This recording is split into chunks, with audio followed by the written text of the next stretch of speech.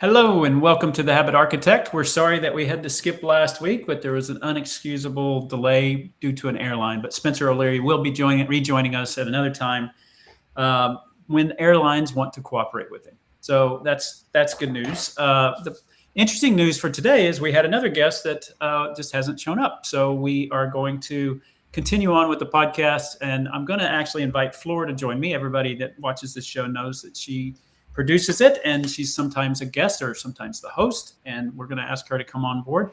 But we have topics that I wanted to talk about for a couple of weeks now. Anyway, we have been doing at Enterprise Diagnostics these an exit readiness diagnostic, basically, as part of our frontier evaluation assessment that takes literally hours.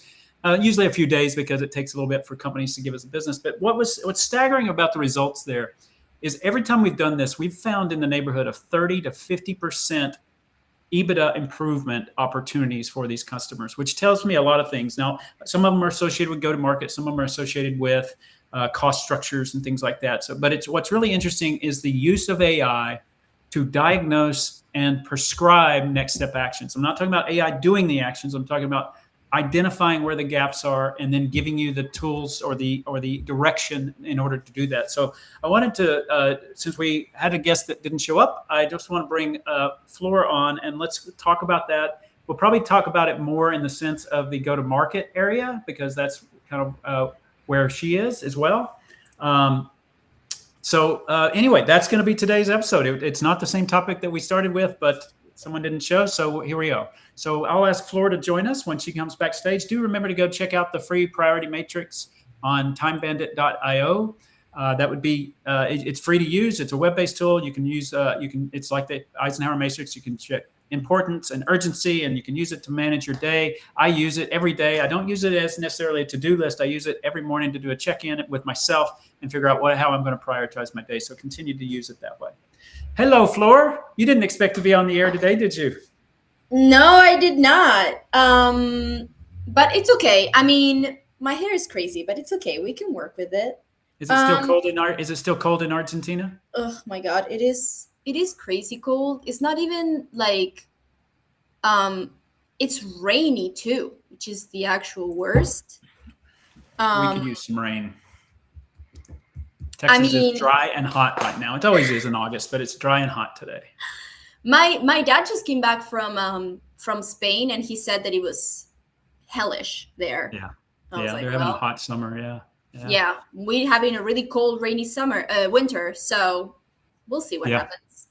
I was listening to you backstage, and it's crazy because we've been talking around this subject for so long, just the two of us. Yeah. Exit strategy, go to market.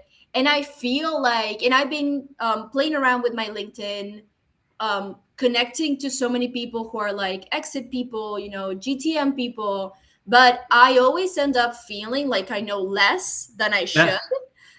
So I'm excited that at least we have this space to for me to just ask all the silly questions that I wish I could do at other times. And maybe this also helps other people because I feel like we're in this era of, because we have all the knowledge at our fingertips, we think that we know everything, or we think that we get to know everything. And there's people who are experts at these things for a reason. Yeah. Well, what's interesting about it is the opportunity to know things about your own company are available faster now, right? And of course, there's people that can do things with Claude, and you can upload a P&L report into Claude, and it'll give you some analysis. But when you actually have that compared to a database of like companies, your industry, and their exits or their go-to-market strategies, and you start comparing yourself to that very quickly in a matter of hours or days, you can then start saying, okay, where are we missing the mark? And then we make decisions on what to choose. And I'll talk about a digital agency that, and you know this business very well because you run a digital agency, a very good one, by the way. And so this particular agency was about a $5 million agency, right? And we ran our baseline diagnostic, which is AI based, and we look at P&L and transactions that they've conducted over the last 24 months. So profit and loss for for 2 years, basically 24 months, and the transactions that occurred by customer. And so what that allows us to do is say, okay, where are they relative to EBIT, and where are they, cost of goods sold, stuff like that, as well as what's the health of their customers. And in this particular agency, there was 2 problems that really stood out. We identified, for a $5 million company, we identified almost 2.3 million in gains they could achieve with certain things and actions. And I'll sum them up in 2 categories. One was cost of goods. So they sell digital advertising. So, were there opportunities to maximize or lower the cost of their ad costs that they're running for their customers so they get better margin? That's pretty simple. Almost every business can figure out ways to get more profitable in that. But the other one was go to market. So they had a customer concentration problem. They had 3 or 4, I think, really big customers, and then kind of very small customers, right? And so when a private equity or somebody's looking to buy that business, they're going to say, wait a minute, if you lose one of those customers, you lose, a third or fourth of your business. That's not a sustainable business. So your valuation is not going to be high on what you can sell that for, right? The other problem they had is they had a very manual sales process. So what does that look like? That they had just 1 or 2 people that were actually responsible for producing sales. They didn't have a structure around it. And so it was like referral business only type thing, which is good when you have a referral business, but you run out of referrals after a certain amount of time, right? Yeah. And so, think about this catastrophe that could happen. You lose 2 of those 4 big customers, and you don't have a sales engine that's going to get new customers, right? I mean, basically what happens is you decimate that firm. It's done, right? I mean, can they recover? Sure. But at what cost, and how long does it take, and things like that. So it's amazing that, we could spot that so quickly. And then it's up to the business owner to decide, right? If they're running a lifestyle business and they're fine, that's cool. You don't have to do anything. Yeah. But if you're building it for something else, to hand it off to your children, to, sell it and retire, to have a legacy, whatever the motivation is, you have to put that hat on that says, what happens in 24 months if I don't do anything, right? Yeah. What happens to this business? And I think so many people are failing at that. Not failing is the wrong word, because they're good business people. It's just hard to look forward, right? Because you've got everything you got to do today. And so many things are, because I also from just talking to you through all these months working together, and I do have a client that they have a coaching business, and the main point is always like delegate. You're a CEO, you need to delegate, you need to find the right people. But imagine trying to delegate when your system is this, it's a very weak basis. And so it would be 100% acceptable to be scared to delegate something in a system that has this like weak legs to stand on. Yeah, that's a great observation. You're right. And so many people say that I'm the only one that can do it because I have all the knowledge, or, whatever. And that's all the more reason to start documenting, somehow get it systemized so you can not be the only one. I mean, with that ego boost that you get for being the smartest one in the room, you also are, the point of failure that could be huge, right, in your own world. So that, I think you're right in saying that weak legs, I think, is a good way of saying it. Is that an Argentina saying of some kind? Probably. I translated it in my head, most likely. Yeah. But I'll ask a question to you. I mean, you and I have been talking about doing a kind of a go-to-market webinar, and we've kind of got the framework where there's 3. I think you can break up a sales process in hundreds of ways, but the 3 that I was thinking is, there's how do you build your pipeline? How do you get new people into the discussion? Yes. Converting that pipeline to business. And then 3rd is taking care of those customers so they buy more and they don't leave you, right? Yes. And so, I mean, when you run an agency, you think about those are 3 unique buckets, but people will build a marketing campaign for just one bucket, or, and not, that message doesn't apply across, right? I will even argue that people are not even building campaigns anymore. They're throwing stuff into the air, hoping it will land somewhere, hoping it's going to do something. I see so many who say, okay, well, I have my tokens, I have my AI. I'm just going to ask my AI to pretend to be a marketing strategist, and I'm going to just do it myself. And I applaud the people who do that, because it's a lot of work. And if they want to do that, they should do it, but they have to also understand where they're getting their information from. AI is not a reliable resource by itself. You need to cross-reference with other things. You need to know what's going on. And I understand not wanting to take that leap and not wanting to spend the money on a marketing professional because you feel like, well, why would I even do that when my actual buckets are, building pipeline, converting, etc. Like, I understand that, but how do you reach those three things if you don't have something to support it? Before that, you need some sort of guide. And we've been led to believe that it's so easy. It's just so easy. It's so easy. I'll just do it myself. You can do it yourself 100%, but it's not easy. Well, I'll give you a firsthand example of why you're here and I'm not doing it by myself anymore. Is when I published a book, Time Bandit, it was 2023. Soon thereafter, I thought, you know what? I need to be in the community, video wise, talking to people, talking about the message about helping people prioritizing, take back their time. So I did a little series called, I don't even remember what I call it, Time Bandit in 10 or something like that. Yes. So I did these 10-minute interviews. And I remember I was like, oh, you know what? I can do this myself. And I did. But gosh, getting guests, making sure the topic was right, promoting it, all of those things, I couldn't do all of those things. And even if I could do them all, I couldn't do them well. Right. And so where I thought I could DIY, right? Is it DUI? What is it? Not DUI. Do it yourself. Do it yourself. DIY.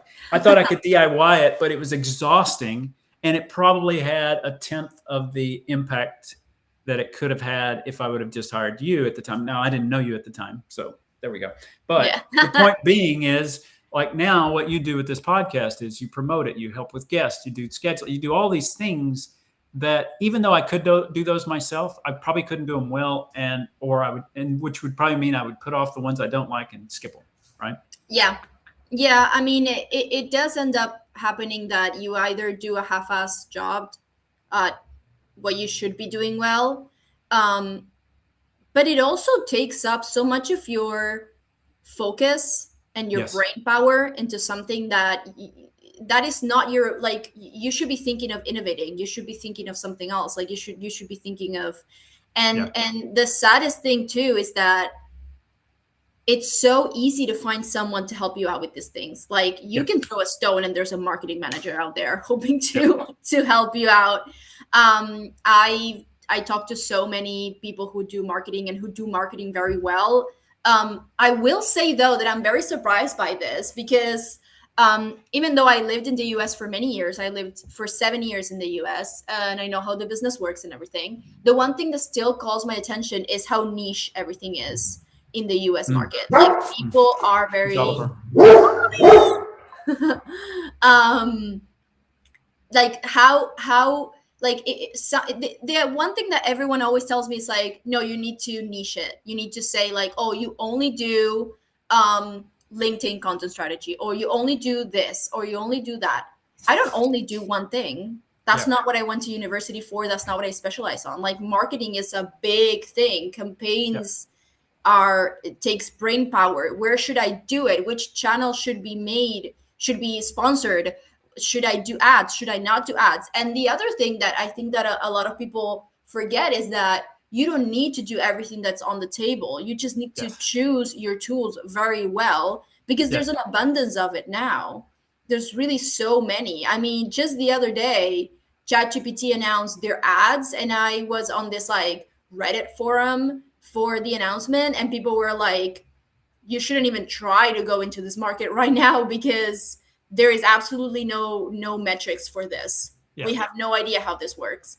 But this stuff is out there, and people just think, well, I'm just going to do that. Instead of like thinking, I'm going to do an SEO, a GEO strategy, I'm just going to dump money in there. And I'm like, why would you do that?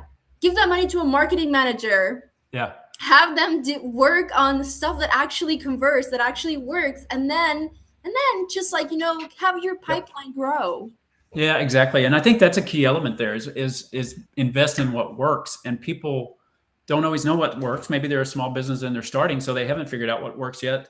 But if you do everything at 20% because you're spreading your dollar around, then you're never going to find what works and what doesn't work. Actually. But I also understand the hesitation though, because you know, as a founder, LinkedIn can be so overwhelming, so incredibly overwhelming. The amount of people that just DM you something that makes no sense per day is insanity. Like, well, you know, sorry.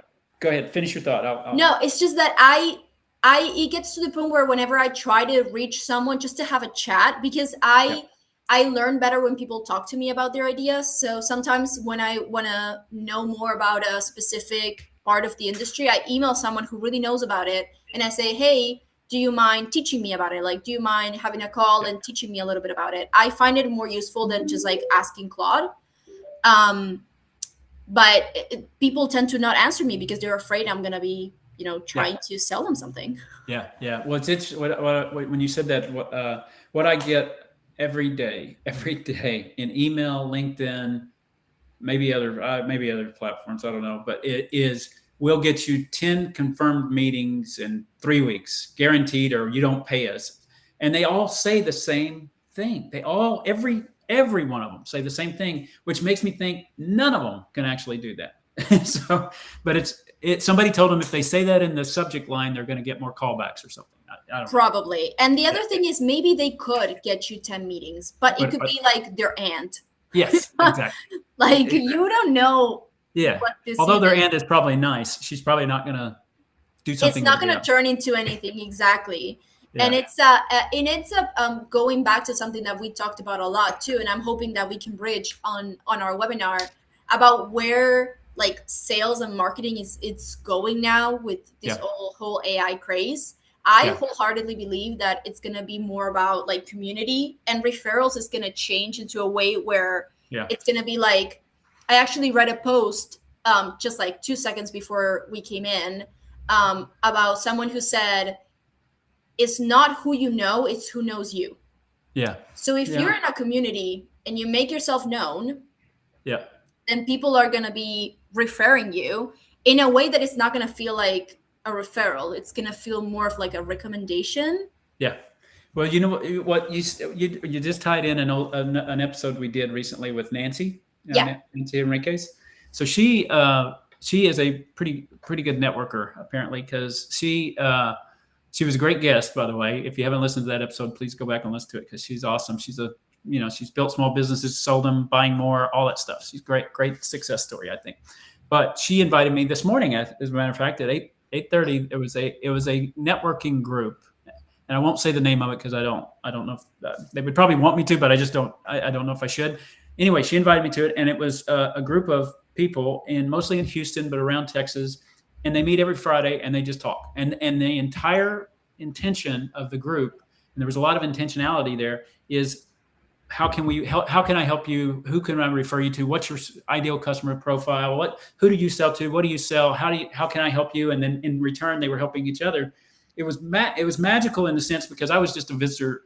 She invited me, so I was listening more than talking, believe it or not. And the challenge was, I mean, that when they're talking, it was like, I was immediately thinking, you know what, I can help this guy. I know Flor, or I know somebody they need to talk to. And I have no idea if they're ever going to buy or sell from each other, but why not introduce them? Because it never hurts, right? And it helps you if you're the one getting the introduction, or vice versa.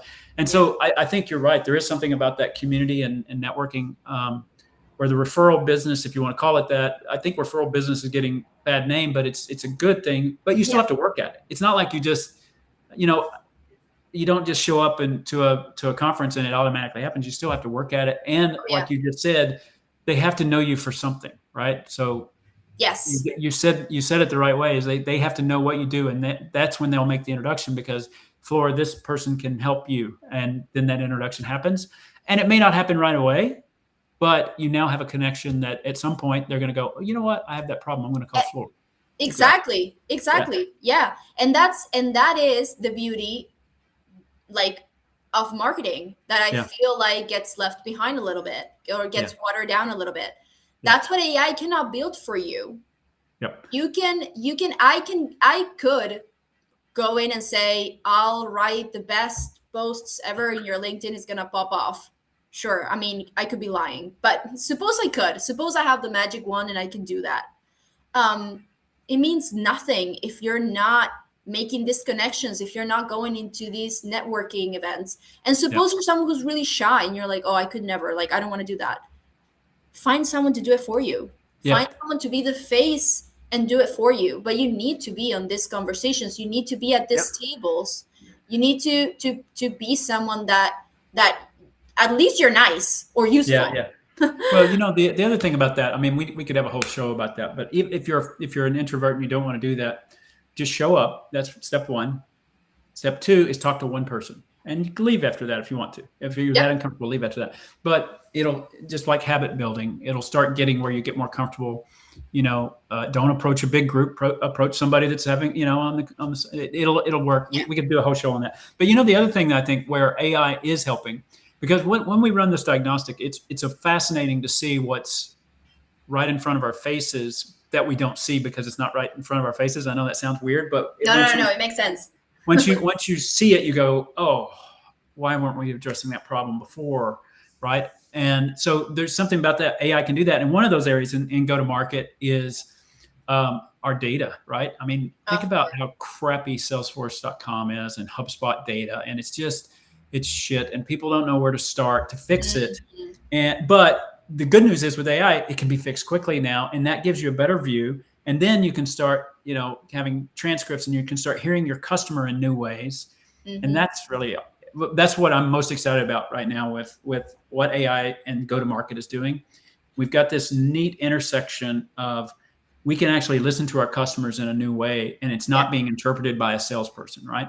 A salesperson doesn't want to put stuff in Salesforce. They don't want to put stuff in HubSpot. And so that when they do one of two things. They either go short on it, like, oh, had a meeting. No one gives a shit, right? We want to know what happened in that meeting. But that's what they do because they met the requirement to put it into Salesforce. And then, or they're trying to talk to their boss through their activity where they're saying, had a really good meeting. They're really interested. And again, they're saying it for their boss, not for the betterment of the business. Yeah. And now we can actually take that customer voice and put it front and center, take the sales rep out, get them doing what they do, go buy somebody lunch, network, do the things that you're really good at, close deals. And we let the system actually start making the documentation better. So forecasts are better, prospecting's better, customer churn, you're starting to listen to your customers in a different way, all of those things. And this is AI enabling the business, not taking over the business. Is what I think it has to be. I think you wrote a newsletter or an article about this recently, about how people just take the Microsoft transcript and dump it somewhere. Yeah. And I was like, so true. Like, I love my granola, but because I look back on it, or because I download it and I feed it into Claude and then I ask Claude questions about it, that would make sense. What's the point of me having a 45-minute conversation just there? Like, oh, here. Okay, what are you going to do with that? What are you going to do with that? That's exactly. Valuable information. I think Ken was on the show and he talked a lot about that too. He was like, so many people don't like do the debrief. So many people don't do debriefs about nothing. Like, it's crazy. I do this thing at the end of the month, and I'm sure every marketing person does this, where I take the analytics from the social medias and then I explain them to the founder that I'm working with. I'm like, okay, this is what's working. This is not what's working.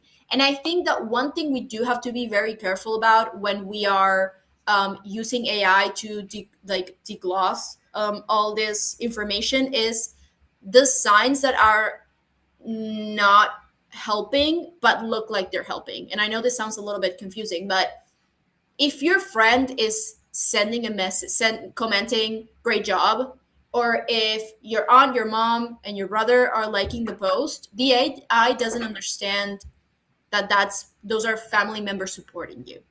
Yeah. And it will tell you like, oh, this post did great. You had like 50 likes. Yeah, okay, but it was about my anniversary, and 25 of those likes are family members. Yes. So you do have to be careful about what you feed into the AI, because it will just analyze the data that it has in front of it. It doesn't have any context. Right. So you do have to be careful with those things. But it definitely helps so much. It saves you so much time, so many headaches, and you get something like something, I don't know what you're gonna call it, to bounce these ideas and these gaps also off of. So that's I think you're absolutely right. The input matters, especially if you're using AI, because like you said, it doesn't have emotion. It's looking at what the information you gave it, and it's making an interpretation based on that. And then humans can apply a different layer of filter, if you will, to that.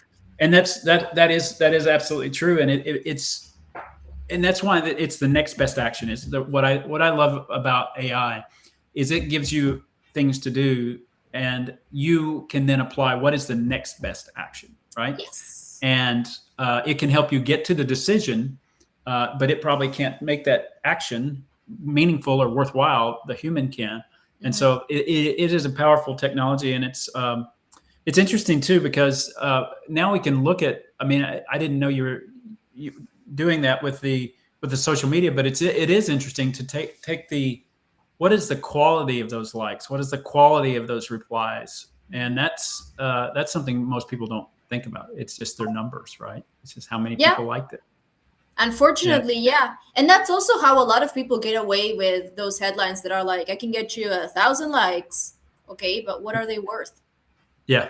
And is that what you need? Do you need 1,000 likes, or do you need 4 really good ones? Yeah, exactly. Like if Cubs repost my post, I love that. But at the same time, if I don't know, someone who an MSP person who has 2 followers repost my post, that is more meaningful, because that means that they appreciate what I do, and then they don't know me, but they trust me based on a post. That means I'm going in the right direction. It's not just like, oh, I admire you and I like what you're doing. It's a different conversation. They're both very valuable, but their values differ in the channel you're working in. Yeah. Well, I'm glad you brought up MSP, because you and I've been talking about that market for a while. Yes, that's why it was top of mind. Yeah. So, the MSPs are an interesting group of people, because a lot of the times the companies grew up from a very smart IT person that knew how to take care of their customer, and they've grown a business, but they haven't either had to or been willing to apply sales and marketing fundamentals, growth marketing, right? Where can they actually grow their business? Can they grow their customers? Can they, make sure they don't lose customers? And you and I have been talking about that sector. And that's one of the reasons I want to do the webinar too, is because I think we can, I don't want to say dumb it down. That's the wrong thing, but keep it to the essentials almost, right? Yeah. That says, hey, if you just do these things in the prospecting phase, if you just do these things in the conversion phase and a customer phase, then you're going to be 90% ahead of everybody else, and that's trying all these little things, right? Yeah. I mean, it's exactly what we were saying at the very beginning. It's this overload of information. Having all this information at your fingertips is super overwhelming, and having, especially, I like that I have you as someone that I can refer to, because sometimes I have all these opportunities and all these things and all these conversations, and I feel like my head is on fire until you come with me and you're like, pick 3 things, start with 1, work on that, focus on that, and then go on. And we've had so many guests talk about the ADHD and how it helps them a lot to juggle different things. But it also happens that, like, the general population now has ADHD in a way, just because everything is popping at you all the time. Buy me, look at me, do this, do that. And it's like, what do I do first? And it's just like, it would be nice to have a space where we could sit down with people and say, okay, tell me what you're doing. This. Okay, you should start with A. Sort of like a place where you can untangle that yarn and be like, here, this should be the first thing you do. And exactly. And as you were saying with the networking thing that Nancy invited you, those spaces to me are sacred. Like, they are sacred spaces, because you never know. But if someone comes in and tries to be like, oh, I can sell you $1 million, like, no, blocked. It gives you that special place where you can be like, no, not you. Go away. Yeah, exactly. Yeah, exactly. And you see it a mile away. The people that are, I don't know if sincere is the right word, or authentic, I think is more the right word for it. That, oh my God, if you're genuinely there to help other people and believe in karma of the world, which I do believe that it comes back around. What you give, you get back somewhere. It may not get it today, but it's going to come back around someday. And that's the people I want to network with. Those are the people I want to talk to. And those are the people I want to help them grow their business too. Right. Yeah. So if like you, I want more people to use Cheshire. So it's, it is that way, that authenticity and the community. I guess the online communities are sometimes hard to, I was going to say they're hard to see that, but it's really not. You see people that are pitching, right? No, I see people that do it. It's hard because you get told, as someone who's just starting out, that's what you need to do. Yeah. You need to be bullish about it. You need to be like you need to pitch. Oh, like one person was like, my advice, pitch to 100 people every week. I was like, why would I do that? That's horrible. Why would I subject myself and others to that? You just lost 100 friends. Exactly. Like those people I could have been nice to them. You know what? Do you mind if I go back on in Lubbock, when I was leaving college, I was graduating, I interviewed for several jobs. One of them was with a big insurance company. And I went through the process. I was pretty excited about it until the last, they said, okay, they handed me this tablet and said, you need to write down to 100 people you're going to go try to sell insurance to. And I said, what? And they said, write down 100 people that those are going to be the first people you call to sell insurance. And I said, I'm not doing that. I was actually at the mindset, I don't mind selling insurance to other people, but I'm not going to go call my mom and dad and I'm going to sell them insurance. I mean, that was a really interesting thing. And so I'm sorry to cut you off on your story there. But that happens a lot. And I've had a lot of conversations with salespeople since I started Cheshire. Because I obviously went up to them and I was like, I'm a marketer, not a salesperson, so please help me out. And so many of them have mentioned that they felt used by so many people who were like, oh, open your Rolodex. Yeah. Open your contact list. Yeah. No. Yeah. No, don't make me do that. That's horrible. Yeah. Those people well, I would say this wholeheartedly. If somebody says they'll give me their Rolodex or their 50 top people, I'd say, can you just give me one, introduce me to one personally, and that would be more valuable to me. Right. So yeah. No, 100%. So I don't know. It's hard. And I think it gets harder every day. I think that especially me, who I'm so far away from everyone that I've connected with, it does get a little bit harder because through digital networking, it can be a little bit awkward. Then personally, luckily for me, I'm very talkative. I'm not shy. And so I just go at it. I have no problem, but I can understand it being hard. And I have to admit that sometimes you get conversations that are very awkward because you can tell the other person was hoping to pitch you something. Yeah. And you sort of turn the conversation around and you're like, oh, do you have dogs? And they're like the whole speech is cut in their throat. And that happens, but you get over it.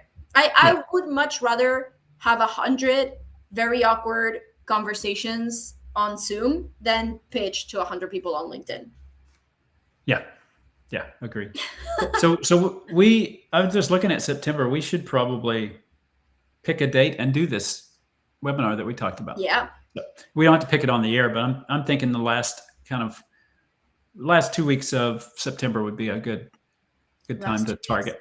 Yeah. Somewhere in there. But and if anybody's watching this that cares about that topic, please comment or DM us what you want to talk about in the GTM space related to AI and sales and marketing. So send us questions and we probably will have space and time to even have live demos and stuff. So if you want free advice, you can also just pop in, make friends, and just ask about your personal situation. I do that all the time. I join webinars and ask about my personal situation all the time, and then I use that information, and it works.